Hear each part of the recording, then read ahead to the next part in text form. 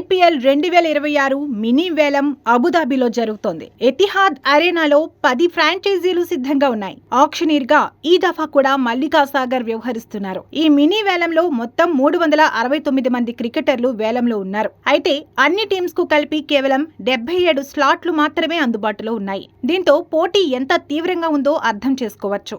Money పరంగా ఈసారి teams ను చూస్తే కోల్కతా నైట్ రైడర్స్ జట్టు అందరికంటే ఎక్కువగా 64.30 కోట్ల రూపాయలతో టాప్ లో ఉంది. వాళ్లకు 13 స్లాట్లు ఖాళీగా ఉన్నాయి. మరోవైపు ముంబై ఇండియన్స్ తక్కువ మనీతో 2.75 కోట్ల రూపాయలతో ఉంది. చెన్నై సూపర్ కింగ్స్ కూడా రంగంలోకి దిగింది.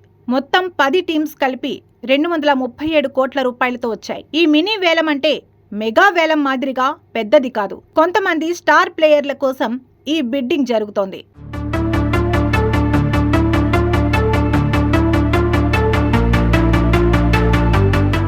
తొలుత క్యాప్డ్ బ్యాటర్ల సెట్ నుంచి ప్లేయర్లు వచ్చారు. మొదటి player Australia opener Jake Fraser McGurk 2 కోట్ల రూపాయల బేస్ ప్రైజ్ తో వచ్చాడు. కానీ ఎవరూ తీసుకునేందుకు ఆసక్తి చూపలేదు. తర్వాత వచ్చిన దక్షిణాఫ్రికా స్టార్ డేవిడ్ మిల్లర్ ను 2 కోట్ల రూపాయల బేస్ ప్రైజ్ కు ఢిల్లీ క్యాపిటల్స్ సొంతం చేసుకుంది. ఈ మినీ వేలంలో తొలి అమ్ముడైన ప్లేయర్ మిల్లర్ అని చెప్పొచ్చు. అందరూ ఎదురు చూస్తున్న player Australia allrounder Cameron Green 2 కోట్ల రూపాయల బేస్ ప్రైజ్ తో వేలంలోకి వచ్చాడు. వెంటనే బిడ్డింగ్ మొదలైంది.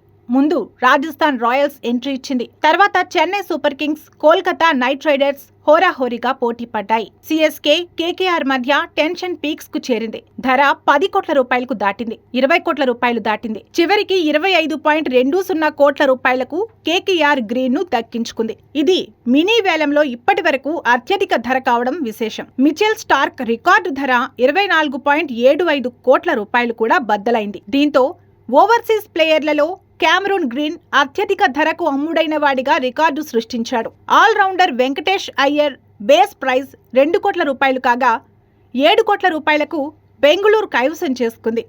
హసరంగను బేస్ ప్రైజ్ 2 కోట్ల రూపాయలకే లక్నో దక్కించుకుంది.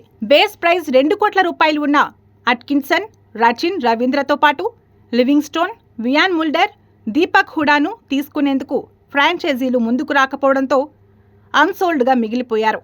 టీమ్స్ తమ స్క్వాడ్లను బలోపేతం చేసుకోవడానికి ఈ అవకాశం ఉపయోగించుకుంటాయి. 2026 ఐపీఎల్ సీజన్ మార్చి నుంచి మే వరకు జరగనుంది.